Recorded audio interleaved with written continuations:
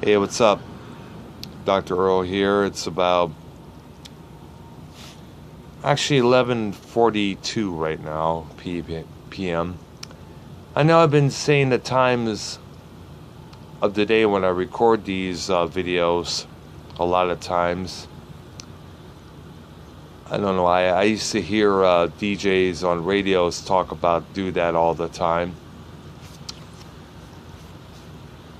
But I want to make this video directly towards anybody out there who feels like they have no one to turn to for help. They are at the end of their rope, hanging by a thread.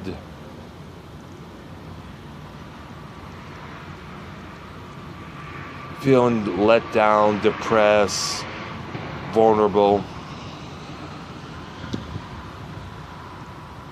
People who believe that the outside world has turned against them and they have no reason to live.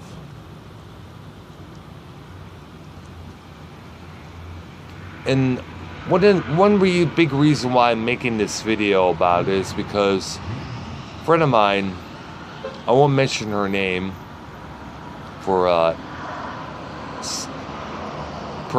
innocent reasons, to protect the innocent and stuff like that.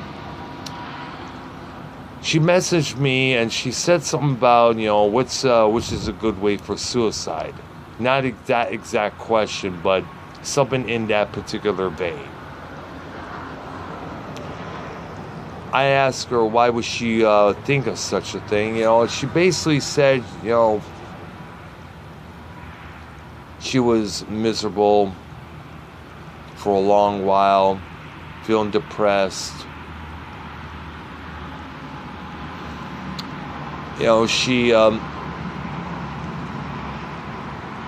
She feels like she has nowhere to turn. The only person she's able to talk to is one of her relatives, but that's about it. Everybody else is like too caught up in their own bullshit to even take notice.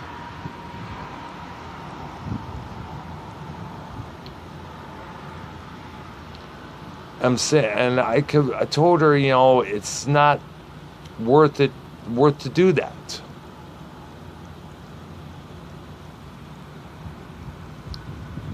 She later brought up something about being followed when she goes into a store by the staff because she wears a hoodie. I'm like, do you unzip the hoodie and do you take it off as well? And she's like, yeah, but they still follow me. Well, that's not your fault. Blame it on the motherfuckers out there doing the robbing ATMs, doing the robberies at convenience stores, wearing hoodies to conceal their identity. Blame those motherfuckers. Because of that, every other store out there has to take precautions when it comes to that. For instance, every Halloween, all the gas stations have signs posted saying that please take your mask off before entering the store because a couple of people committed robberies wearing Halloween masks. Think about that. But back to the issue with this girl is, what she was having. She felt like she was at the end of her rope. She said there was only one relative that she's able to speak to.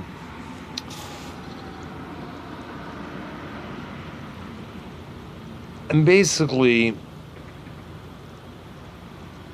I told her to hold on as much as you can. Talk to somebody. Call a suicide line,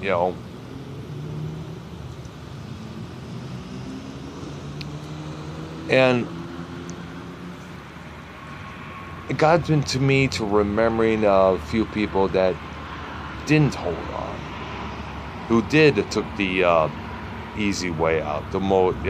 Or basically, I take that back, the hurtful way out. Because it was hurtful to everybody else around them who knew and loved them. I'm going to name 3 people. There was Dirk. Now, around the mid-1990s, I would go to his house parties. They would play some good music, hors d'oeuvres and stuff like that. Met each other at the club in Detroit many times before they moved to Boston. Him and his gal pal out there. I have not heard from the guy for a long period of time. There was a couple times I tried to find him on Facebook, but I couldn't. And then I get a message from a friend of mine. We were on the thread, and his name was brought up. And this particular friend told me that Dirk committed suicide. Apparently that was over some financial bullshit and stuff.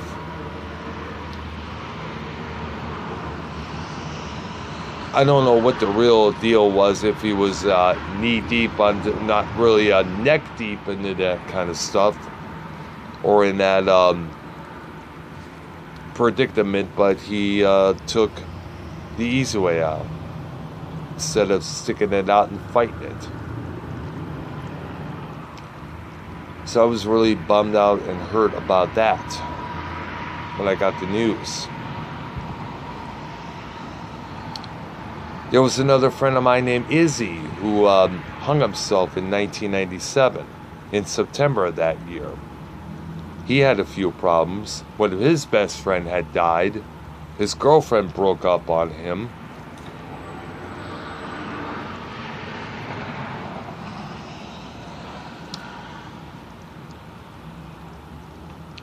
It was pretty sad because, he was just 20 years old. There were times when I was feeling down, he'd lift me up, and when he was feeling down, I would lift him up. We often, a couple met, along with a couple others, club regulars at a coffee house in Dearborn, Michigan. I still remember the place. It was called The Zone. I don't know if it's still there or not, but I was really hurt when I found out the news that Izzy had ended his life. I feel bad that I wasn't able to attend his funeral on the following Saturday when I found out. I wasn't able to attend because at the same time my father was having surgery on his left foot. The toes of his left foot had developed gangrene because of bad circulation, so we all had to be there for him. It's oddly enough, I find it was when he was admitted to the same day that he was admitted to the hospital earlier that week, was the same night that I found out Izzy had ended his life. Kind of ironic in a way, but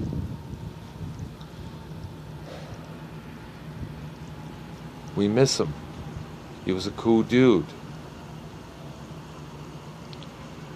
And finally, Nancy, my first true love.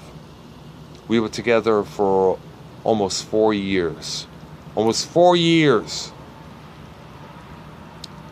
She had what they call a medical, not really, let me rephrase it, a chemical imbalance.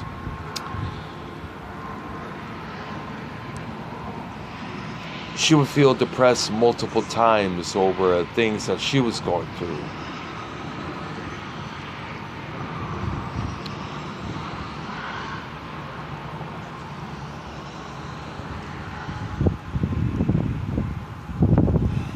I'm going to take my time on this one. Like I said, we were together for about almost 4 years, thick and thin. She was dealing with her issues at the same time as well. I was always there to help her out. She was there to help me whatever issues I had, including the death of my father, which occurred 3 months before Nancy's death.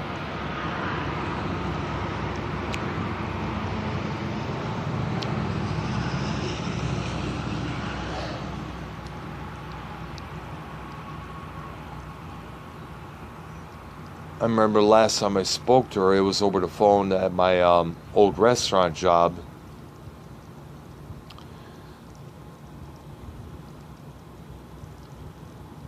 And she was, she admitted that she had swallowed some sweet sleeping pills.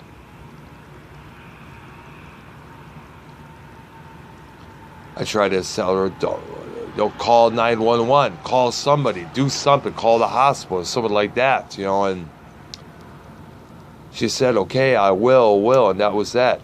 I went to her house after I got done from work, no reply. Contacted the hospital, see if she admitted herself in there. No, she didn't. Went back to her house, knocked at the door, still no answer. Following morning, I called. Her stepdad answered the phone and told me that she was no longer with us.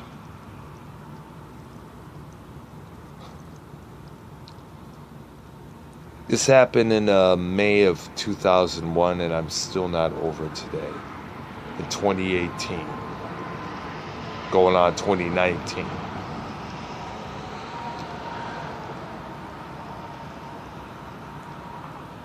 Kids, adults, everybody out there, listen to me. Suicide doesn't help. Ending your life because of whichever situation you're in, whether it's financial, mental, emotional, there is help out there. There's fucking help.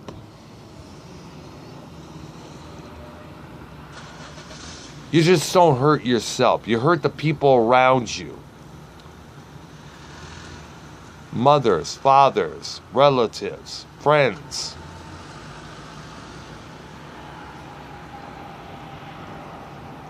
It's not worth it, people. Don't do it.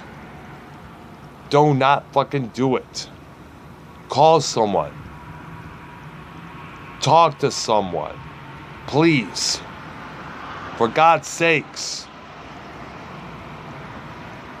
Too many people are thinking about what's going on now, right now, especially the young kids today who are feeling way down. They're not thinking about what could happen in the future. Who knows? Something could happen.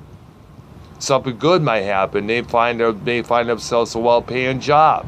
They may find themselves a girlfriend or boyfriend that could someday be their husband or wife.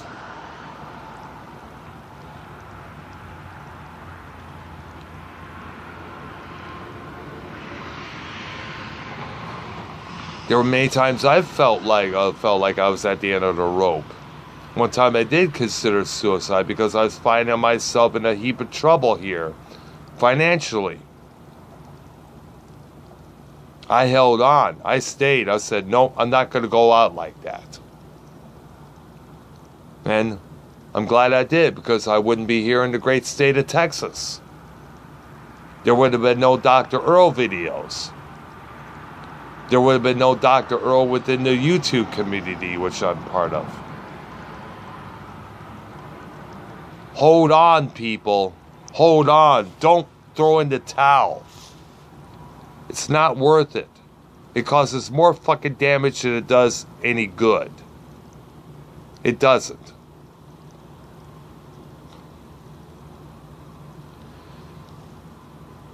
I put some suicide prevention links in the description box below. If you ever feel down, if you ever feel where you reach that point, feel free to call the links or the contact the links down there. Talk to someone, talk to a friend, co-worker. It doesn't matter. It doesn't matter. It's just as long as you just don't try it.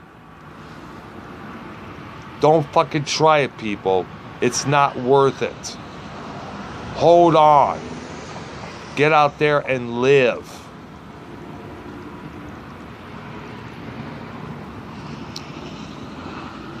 I'm about to head home. It's freezing. My hands are getting nippy. I'm Dr. Earl. Thank you for watching. Get out there and live, people. Live life to the fullest. Don't throw in the towel.